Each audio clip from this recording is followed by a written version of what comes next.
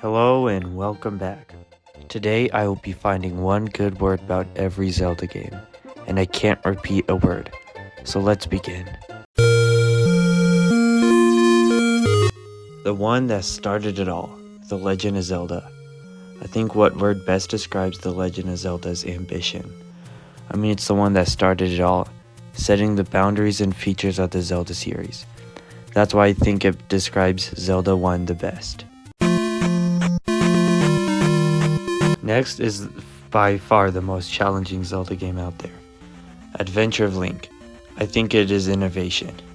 Why, you may ask, it continues the open worldish map that has restricted sections, but why innovation is it adds a lot more complexity and features that carry through the Zelda games today, like the villages.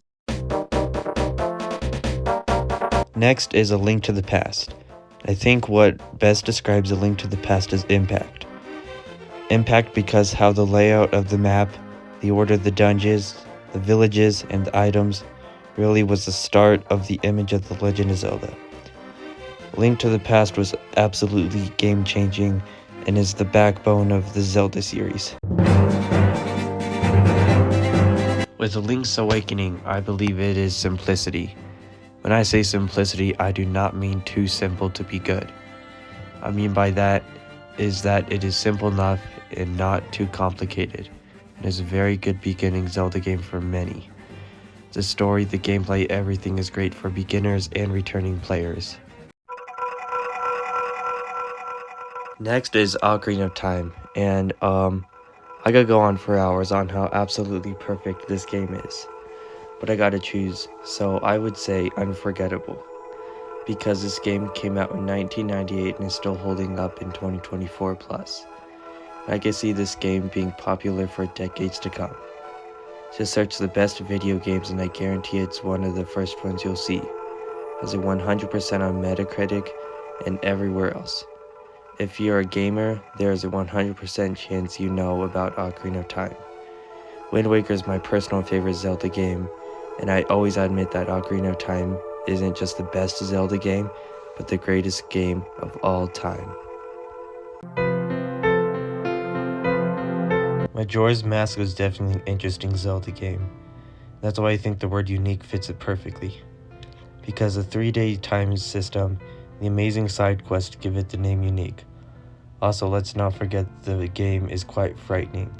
How it fits in with the Zelda formula is, well, just unique in a good way.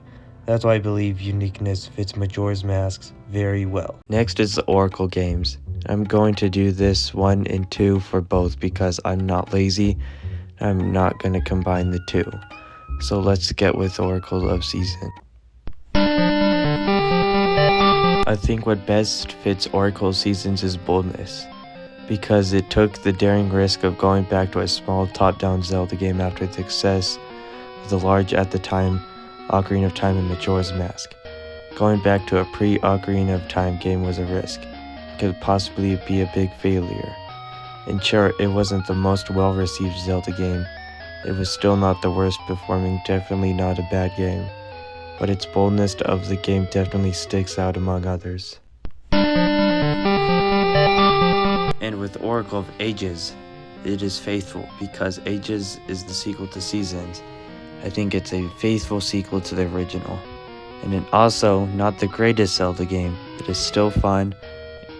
It's still a fun one, and its faithfulness to the original and its fun puzzles make it a good game. Next, my personal favorite, the Wind Waker. Wind Waker's word will be enjoyable, because with a lot of other Zelda games, they can ask for a lot of things to do and become frustrating at times and even boring, and you'll take a break for a couple hours or something. With Wind Waker, it has that stuff but makes you want to non-stop play. The game is so insanely fun, the gameplay, the art style, the items, the gimmick, the map, aka the ocean. Absolutely, the story will keep you up all night playing. Four Swords is definitely, well, interesting, and I think Four Swords word will be social, because you could literally not play Four Swords without a second player. It goes all the way up to 4 players. Wow. So when you have to play with a second player, it can make you connect with friends and family better. Just like Four Swords Adventure, it can be played with up to 4 players. But you don't have to. And the annoying part about Four Swords is you need at least 2 Game Boy Advances to play. So I think it's reliability. Because if you still wanted to experience the joy of Four Swords, but didn't have the money to buy 2 GBAs, you could still enjoy the main gimmick of the game and pretty much one player Four Swords. So I think reliable is the perfect word for Four Swords Adventure. With Minish Cap, it is 100% adventurous, because the incredible story and the art style makes it very good and iconic. Due to its adventurous story, Minish Cap's story definitely sticks out compared to the most 2D Zelda games. Next is Twilight Princess. The perfect word for Twilight Princess is beauty, because the darker tone and the more realistic anime style alongside the wonderful music makes it an overall beautiful game, and a replayable game due to the beauty of it. Twilight Princess is a very beautiful game due to its format. Next is Phantom Hourglass. I think Phantom Hourglass's word is fascination, because how you don't use the D-pad, not most of the buttons, is insane, especially for a Zelda game. You use a plastic stylus with no tech in it. Insane, right? How did they pull it off? I don't know, but I love it, and I'm fascinated by how they did it. That's why I say fascination is the best word. Next is Spirit Tracks. Spirit Tracks' word is cozy. Spirit Tracks is a very cozy game because of its easy controls and the storyline. Especially the relationship between Link and Zelda makes it a very wholesome game. If you want an easy, relaxing game to play, I would recommend to any gamer who doesn't like super hard games. Souls games. Skyward Sword's word is love. Love because the whole game is centered about love. The love between Link and Zelda and the beginning of Hyrule in the Zelda timeline. The music, the sky, the exaggeration of the characters, all then relates back to... Next is A Link Between Worlds. And since I can't use Faithful again, I used it on Ages, I will have to use True, because it's absolutely true to the original. Because A Link to the Past and A Link Between Worlds are 20 years apart, and the sequel is so true to the original, it makes you feel like you're playing the same game remastered, yet also a completely different experience at the same time. Next is the one and only, last but not least, actually, maybe it is the least. So I think Triforce Heroes' word is special. Don't get me wrong, it's not bad, but definitely special and weird. But just because it's special does not mean it's not bad, right? The specialty of this game makes it special, making it a Zelda game that very much stands out. Next is Breath of the Wild. And Breath of the Wild's word is creativity, by far. Because Link has no cap, he's wearing blue, he can manually jump, it's open world. This isn't Zelda at all, but at the same time it feels like the Zelda games we're all so used to. Breath of the Wild changed the system forever. You could say it's good or bad. That's a video for another day. What I'm saying, Breath of the Wild changed so much, but it still absolutely feels like a traditional Zelda. With Tears of the Kingdom, yes, it's very creative and adds more creativity to the world of Breath of the Wild. I'm not going to use it for 2 reasons. One, I already used the word creativity, so I can't use it again according to my rules. Second, I think the word better represents Tears of the Kingdom is wonder.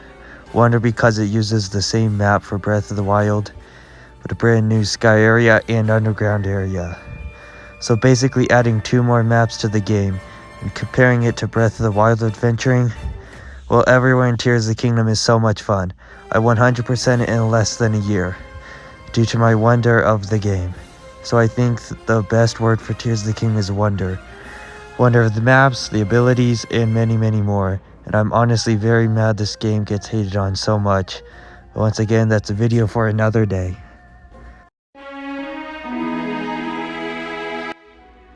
And the last game on the list, Echoes of Wisdom. I think Echoes word is cute. Cute because if you play the game, you know exactly why. Echoes takes a brand new approach on the Zelda games. Instead of using Link's bronze, you'll be using Zelda's brains. She doesn't have a sword or shield, but she has a magic staff that can make items appear to fight enemies instead. But what makes it cute is its art style, story, characters, etc. Echo's main character itself is very cute. Everything is cute in this game, making the word cute best for... Going back over the list, we have Zelda 1, Ambition, Zelda 2, Innovation, A Link to the Past, Impact, Link's Awakening, Simplicity, Ocarina of Time, Unforgettable, Majora's Mask, Unique, Oracle Seasons, Boldness, Oracle of Ages, Faithful, Wind Waker, Enjoyable, Four Swords, Social, Four Swords Adventures, Reliable, Minish Cap Adventures, Twilight Princess Beauty, Phantom Hourglass Fascination, Spirit Tracks Cozy, Skyward Sword Love, Link Between Worlds True, Triforce Hero Special, Breath of the Wild Creative, Tears of the Kingdom Wonder, and Echoes of Wisdom Q. Well, that wraps things up for this video. Thank you so much for watching. This took hours to make, the script, the music, the everything. Just thank you so much. And goodbye.